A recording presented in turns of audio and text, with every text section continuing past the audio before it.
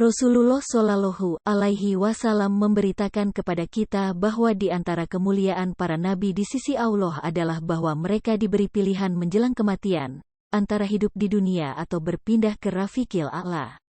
Dalam beberapa hadits sahih dari Aisyah, bahwa Nabi Shallallahu Alaihi Wasallam diberi pilihan, dan beliau memilih Rafiqil A'la. Allah mengutus malaikat maut yang menjelma dalam wujud seorang laki-laki kepada Musa.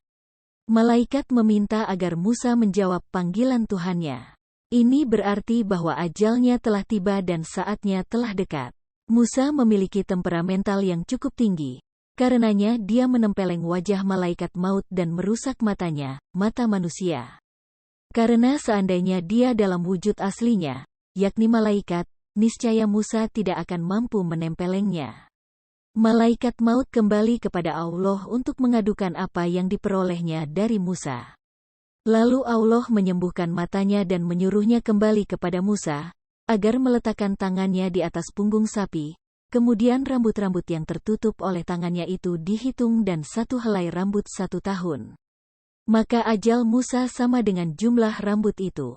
Dengan itu Musa mendapatkan kehidupan yang panjang. Jika Musa melakukan itu, niscaya dengan tidak menutup kemungkinan dia tetap hidup sampai hari ini. Akan tetapi, manakala Musa bertanya kepada malaikat maut tentang apa yang ada di balik kehidupan panjang tersebut, dia dijawab, maut. Maka Musa memilih yang dekat. Apa yang ada di sisi Allah bagi para rasul dan nabinya, serta hamba-hambanya yang solih, adalah lebih baik dan lebih kekal.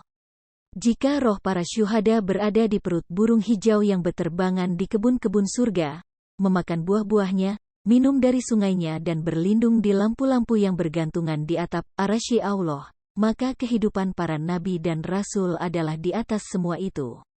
Apa yang didapat oleh Musa seandainya dia hidup sampai hari ini, dia pasti memikul kesulitan-kesulitan dunia dan ujian-ujiannya. Dia akan menyaksikan peristiwa-peristiwa besar yang terjadi sepanjang sejarah yang membuat pikiran sibuk dan hati bersedih. Bukankah lebih baik dia berada di Rafiqil A'la dengan para rasul dan para nabi menikmati kenikmatan surga, daripada hidup di rumah kesengsaraan dan ujian? Musa diminta untuk memilih dan dia telah memilih kembali kepada Allah daripada kehidupan yang lama dan panjang. Apa yang ada di sisi Allah adalah lebih baik dan lebih kekal dan akhirat lebih baik daripada dunia. Musa memohon kepada Allah pada waktu ruhnya dicabut agar didekatkan kepada tanah yang suci sejauh lemparan batu. Permintaan Musa ini adalah wujud kecintaannya kepada tanah suci yang bercokol di dalam jiwanya, sehingga dia meminta dikubur di perbatasannya, dekat dengannya.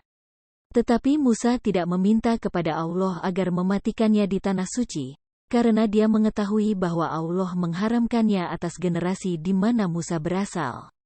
Ini sebagai hukuman atas ketidaktaatan mereka kepada perintah Tuhan mereka agar masuk tanah suci seperti yang telah Allah tulis untuk mereka.